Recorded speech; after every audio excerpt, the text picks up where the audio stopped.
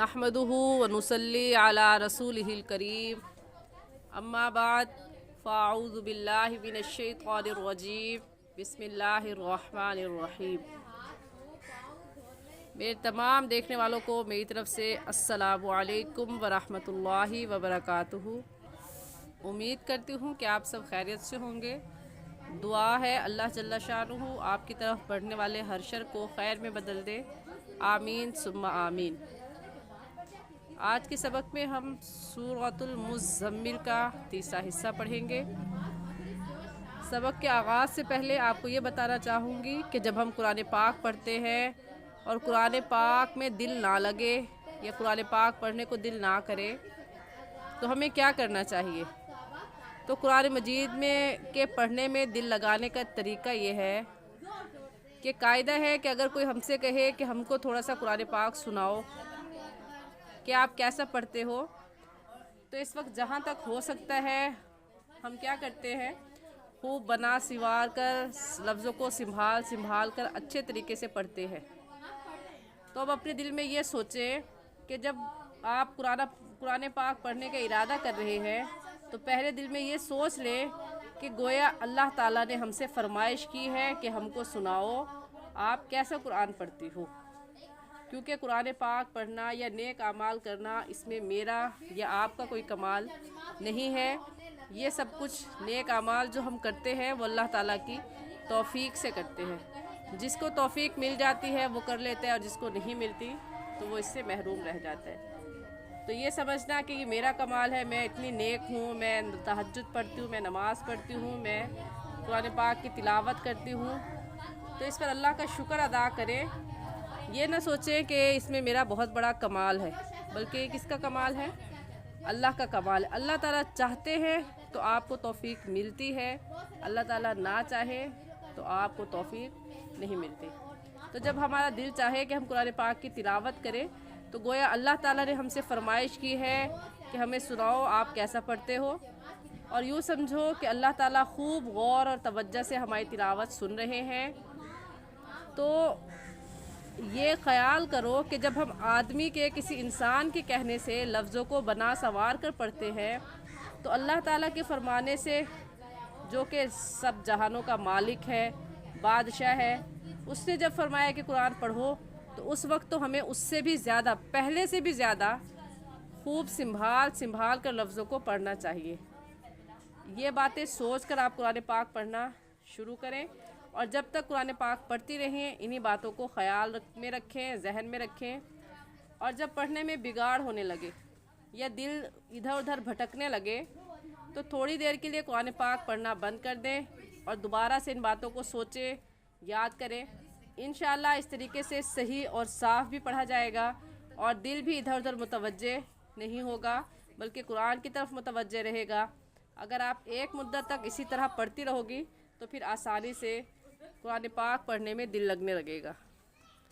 जज़ाकुमुल्लाहु खैरा। सबक का आगाज़ करते हैं। अऊज़ु बिल्लाहि मिनश शैतानिर रजीम। सूरतुल मुज़्ज़म्मिल मक्किय्यतुम बिस्मिल्लाहिर रहमानिर रहीम। आहिस्ता आहिस्ता ठहर कर एक एक लफ्ज़ को मखारिज के साथ, गुन्ने मद के साथ अदा करें। कुरान पाक की तिलावत में जल्दी ना करें। इन्ना लदैना अनकालौ व जहीमा। इन्ना में नून मुशद्दद है और नून मुशद्दद पर हमेशा गुन्ना होता है, इसलिए गुन्ना करके पढ़ेंगे। और लदैना, ना के ऊपर मद है। कौन सी मद है? इस मद का नाम है मद्दे मुनफसिल और मद्दे जायज़। हमें कैसे पता चला? क्योंकि तख्ती नंबर 9 नूरानी कायदे की तख्ती नंबर 9 में हम उसूल कवायद मद के पढ़ चुके हैं। जो मेरे इस चैनल पर नए हैं, तफसील जानने के लिए वो नूरानी कायदे की तख्ती नंबर 9 में ये उसूल कवायद तफसीलन जान सकते हैं, देख सकते हैं। और इस मद के बारे में बता देती हूँ कि इसका कायदा ये है कि हुरूफ़ मद्दा के बाद हमज़ा अगले कलमे में है। حروف مدہ اس میں الف مدہ ہے کیونکہ الف سے پہلے زبر آ گیا، اور حروف مدہ کے بعد حمزہ دوسرے کلمے میں ہے کیونکہ لدینا ایک لفظ ہے اور انکالوں دوسرا لفظ ہے۔ تو اگر حروف مدہ کے بعد حمزہ اگلے کلمے میں آ جائے تو وہاں پر جو مد ہوگی اس مد کا نام ہوگا مد منفصل اور مد جائز، اور اس مد کو ہم 3 الف کے برابر کھینچیں گے، اس سے کم یا اس سے زیادہ نہیں کھینچیں گے۔ ایسے پڑھیں گے ان لدینا انکالوں، ان کے نون ساکن پر ہم غنہ کریں گے کیونکہ نون ساکن کے بعد حروف حلقی جو کہ 6 ہیں، حمزہ ہا، عین ہا، غین خا، ان میں سے کوئی لفظ بھی نہیں آیا، اس لیے اس نون ساکن پر ہم غنہ کریں گے۔ اور ایسے پڑھیں گے انکالوں، اس تنوین پر بھی ہم غنہ کریں گے کیونکہ یہ قاعدہ بھی ہم پڑھ چکے ہیں کہ نون ساکن یا تنوین کے بعد حروف حلقی دیکھتے ہیں یا حروف یرملون دیکھتے ہیں۔ حروف حلقی نہیں ہے حمزہ ہا، عین ہا، غین خا، تو حروف یرملون دیکھے تنوین کے بعد۔ حروف یرملون 6 ہیں، یا، را، میم، لام، واو، نون، یرملون، ان میں سے کیا آ گیا ہے؟ واو، واو آ گیا ہے۔ تو ہم یہاں پر اگر حروف یرملون میں سے آ جائے تنوین کے بعد کوئی لفظ تو غنہ کرنے کے ساتھ ساتھ ادغام بھی کرتے ہیں، غنہ کے ساتھ ادغام بھی کرتے ہیں، اور ادغام کہتے ہیں کہ 2 لفظوں کو ایک کر دیا جائے، جیسا کہ واو دیکھنے میں ایک ہے اور پڑھنے میں 2 مرتبہ پڑھا جائے گا، ایک مرتبہ لام کے ساتھ ملا کر اور دوسری مرتبہ خود۔ تو ادغام کی صورت میں جب ہم نے کہا کہ ہم یہاں غنے کے ساتھ ادغام بھی کریں گے، ادغام کے بارے میں بتا چکی ہوں آپ کو کہ ادغام کسے کہتے ہیں، تو اب ہم اس لفظ کو انکالن کہنا غلط ہوگا کیونکہ یہاں پر غنے کے ساتھ ساتھ کیا ہو رہا ہے؟ ادغام بھی ہو رہا ہے، تو انکالن کہنا غلط ہے اور صحیح ہے انکالوں وجحیما۔ زبر کی تنوین میں ایک زبر پڑھا جاتا ہے اس لیے وجحیم کہنا غلط ہوگا اور صحیح ہے وجحیما۔ پوری آیت کو ایک بار پھر سن لیں، ان لدینا انکالا وجحیما وطعاما ذا غصة وعذابا أليما۔ وطعاما، قا حروف مستعلیہ میں سے ہے یعنی موٹے حروف میں سے ہے، اور حروف مستعلیہ کو پڑھنے کا طریقہ یہ ہے کہ جب آپ حروف مستعلیہ ادا کریں گی تو آپ کے دونوں ہونٹ گول ہو جائیں گے، تو وطعامن کہنا غلط ہوگا اور صحیح ہے وطعا، عین حلق کے درمیان سے نکلتا ہے، نکال کر پڑھیں گے، وطعامن کہنا غلط ہے اور صحیح ہے وطعامن، عین حلق کے درمیان سے نکالنے کی کوشش کریں، انشاءاللہ نکل جائے گا وطعامن وطعامن ذا غصة۔ من کی تنوین پر ہم اس وجہ سے غنہ کریں کیونکہ حروف حلقی میں سے کوئی لفظ نہیں ہے، اور ذال نرم حروف میں سے ہے، نرمی سے پڑھیں گے، ذال کی جگہ زا پڑھنا غلط ہو جائے گا کیونکہ اگر ہم بے دہانی میں، بے توجہی میں ذال کی جگہ زا پڑھ جائیں گے تو لفظ کے معنی غلط ہو جاتے ہیں، جس کی وجہ سے ہمیں قرآن پاک کی تلاوت کرتے وقت ثواب ملنے کی بجائے نعوذ باللہ الٹا گناہ ملتا ہے۔ تو ان باتوں کا خیال رکھ کر پڑھیں گے، ذال کی جگہ زا نہیں پڑھیں گے۔ ایسے پڑھیں گے اس آیت کو وطعاما ذا غصة وعذابا أليما۔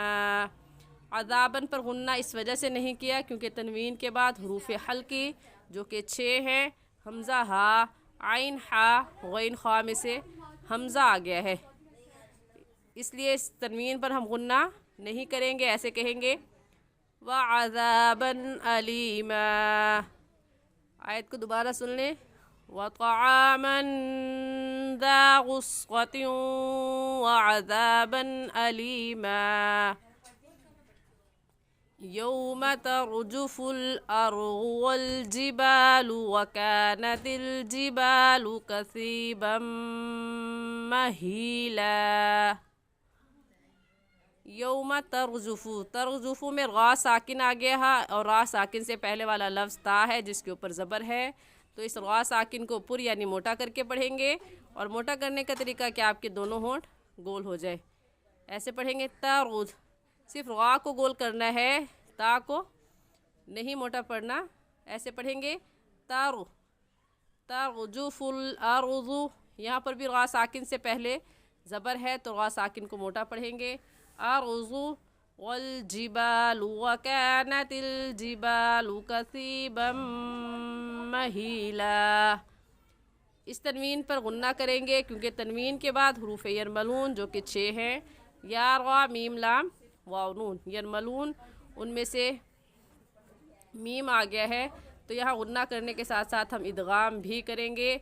और कसीबन महीला कहना गलत है, बल्कि इदगाम करके पढ़ेंगे और ऐसे कहेंगे कसीबम, बा को मीम के साथ मिलाकर कसीबम महीला। यौम तर्जुफुल अर्ज़ु वल जिबालु व कानतिल जिबालु कसीबम महीला। इन्ना अर्सलना इलैकुम रसूलन शाहिदन अलैकुम कमा अर्सलना इला फिरऔन रसूला। इन्ना में नून मुशद्दद है और नून मुशद्दद पर हमेशा गुन्ना होता है, इस वजह से गुन्ना करेंगे। और नून अलिफ ना में कौन सी मद है? इस मद का नाम है मद्द मुनफसिल और मद्द जायज़, क्योंकि हुरूफ मद्दा के बाद हमज़ा अगले कलमे में आ गया है।